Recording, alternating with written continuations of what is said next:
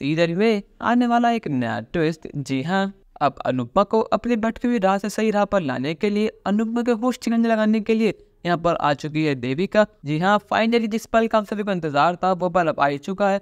अनुपमा की best friend Devika अब आ चुकी है और वो सीधे पहुंच चुकी है अनुज के घर, क्योंकि जैसे ही उसे पता लगा कि अनुपमा दोबारा फिर से अनुज के साथ रहने लगी है तो वो सीधे दौड़ी दौड़ी इंडिया से अमेरिका चली आई। देविका सीधे अनुज के घर जाती है, टूट पड़ती है अनुज पर। वो कहते हैं कि अनुज आकर तेरी हिम्मत कैसे हुई अनुपमा की फिर पास जाने की, जब मैं तुझसे मना करा था कि उससे दूर रहेगा तो फिर भी तेरी हिम्मत कैसे हुई उससे बात करने की, उसे अपने घर वापस लाने की। और अनुपमा भी कितनी बड़ी गधी है जो तेरे घर वापस आ गई।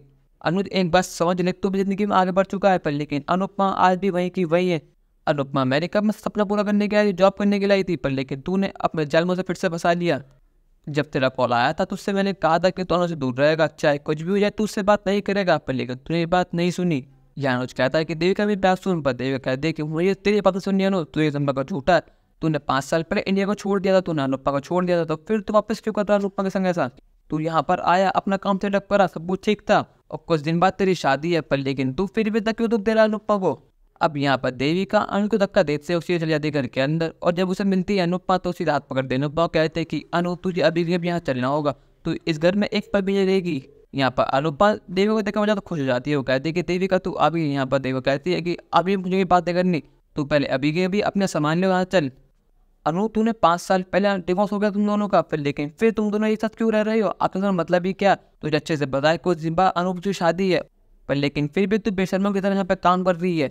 आगे तू लगती है कौन है अनुज की? आखिर तू है ही कौन अनुज की? और तू पागल की तरह पर नौकर की तरह यहाँ काम कर रही है, इसकी सेवा कर रही है इसकी पत्नी की।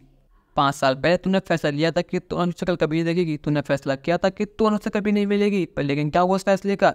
अगर तुझे आज ये सब करना हो तो फिर तूने छोड़ा ही क्यों अनुज को?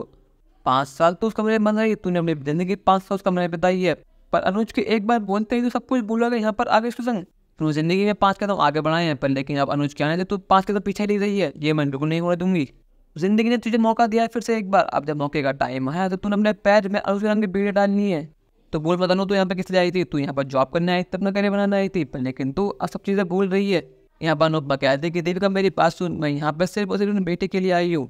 उसको बार बार पैनिक अटैक आ रहे हैं और श्रुति जी वो मेरे दोस्त है, उनकी तबीयत बिल्कुल भी ठीक नहीं, तो मेरा फर्ज होता है कि मैं उनका ख्याल रखूँ।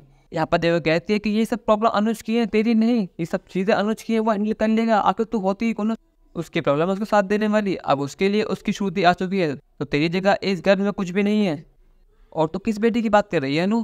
5 साल पहले तो बोले क्या हुआ था? जिस बेटी की वजह से तुम दोनों अलग हुए थे, जिस बेटी की वजह से ये सब हुआ, आज तो उसी बेटी के प्यार में मरे जा रही है। अपनी आंखों पर से ये प्यार की पट्टी हटा अनु, वो तुझसे नफरत करती है। वो कहती है कि तू मुझे तो अच्छा है, पर लेकिन तू मेरा सुनने को रेडी ही नहीं है। आप जब देविका अनुपमा को लेने आ गई है तो क्या देविका अनुपमा को मुझसे वापस ले जाएगी या नहीं, या फिर अनुपमा देवी के बाद नहीं सुनेगी? अपनी राय हमें कमेंट कर जरूर बताइएगा और चैनल को नहीं सब्सक्राइब तो कर लीजिए। धन्यवाद।